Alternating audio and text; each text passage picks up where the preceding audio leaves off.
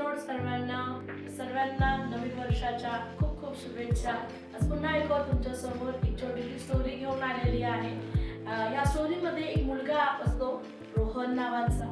तो मोठा झालेला असतो, तरुण असतो तो, आणि कामाच्या गोष्टींमुळे, कौटुंबिक गोष्टींमुळे आणि इतर सगळ्या गोष्टींमुळे तो नेहमी एकटेपणा जाणवत त्याला असायचा। आणि अशा गोष्टींमध्ये तो नेहमी त्याला त्याच्या अंतःकरणामध्ये रिकामा पण वाटायचं।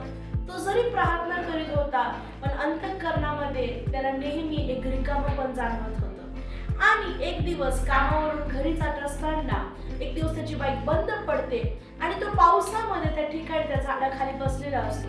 आणि त्याच वेळेस रस्त्यावरून एक आजोबा जातात आणि त्या आजोबा ते त्याला विचारतात की बेटा काय झालं, तू खूप चिंतेमध्ये दिसतो आहे।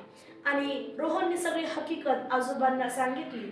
आजोबांनी लगेचच गाडीची एक वायर सैल सोडली आणि ते इंजिन चालू झालं।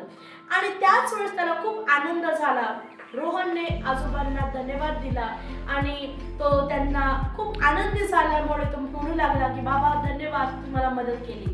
पण आजोबांनी एकच केलं, ते शांतपणे हसले आणि एक छोटंसं तोंडावर स्माइल आणून ते म्हटले, बेटा देव तुला नेहमी बघत असतो। आणि अगदी त्याच वेळेस रोहनला आठवलं की ज्या वेळेस मी एकटा असायचो त्या वेळेस देव माझी मदत करायचा, व्यक्तींच्या द्वारे तो मला मदत करायचा। ज्या वेळेस मी गोंधळात असायचो देवाचं योग्य वचनाद्वारे देव मला एनकरेज करायचा। ज्या वेळेस मी एकटेपणामधून जात होतो त्या वेळेस एक मित्र मला फोन करत असे आणि मला सांत्वन देत असे। ज्या वेळेस मला पैशांची चिंता असायची अगदी त्याच वेळेस माझा काम मला अतिरिक्त येऊन मिळत होतं आणि ते सगळं देव करत होता। अनुवाद 31:6 त्याला आठवलं आणि ते वचन असं सांगतं, मी तुझ्या बरोबर आहे, मी तुला सोडणार नाही। हालेलुया। त्याचप्रमाणे रोहन त्या गोष्टींना घेऊन देवाला धन्यवाद करू लागला की देव माझ्या बरोबर आहे। तसा नाताळाचा संदेश हाच आहे, इमॅन्युअल, म्हणजे देव आम्हां बरोबर आहे। 2026 मध्ये पण देव तुम्हा प्रत्येका बरोबर आहे।